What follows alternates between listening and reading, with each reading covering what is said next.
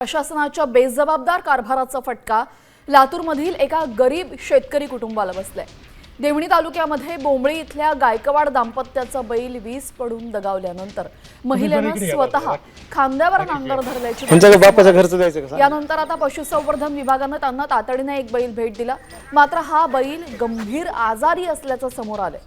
हलाखीची परिस्थिती असतानाही या शेतकऱ्याला बैलाच्या उपचारासाठी पुन्हा पदरमोड करावी लागते।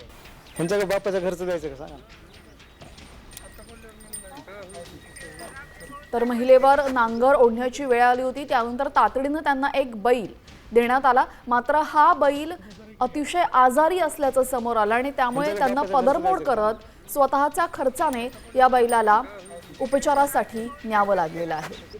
आपल्यासोबत आमचे प्रतिनिधी संदीप भोसले आपल्यासोबत जोडले गेलेले आहेत। संदीप, नेमकं काय घडलेलं आहे?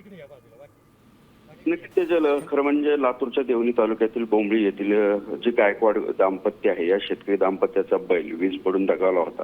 त्यानंतर त्या दाम्पत्यातील जी महिला आहे, या महिलेने खांद्यावर नांगराचा जू घेत शेतीची मशागत करतानाची बातमी सातत्याने लावून धरल्यानंतर शासकीय मदत जी आहे पशुसंवर्धन विभागाने त्यांना तात्काळ मदत करत एक बैल भेट दिला होता। मात्र हा बैल जो आहे आता तो कुठेतरी मरकुटा निघालेला आहे। तो बैल आजारी पडल्याची माहिती समोर येते।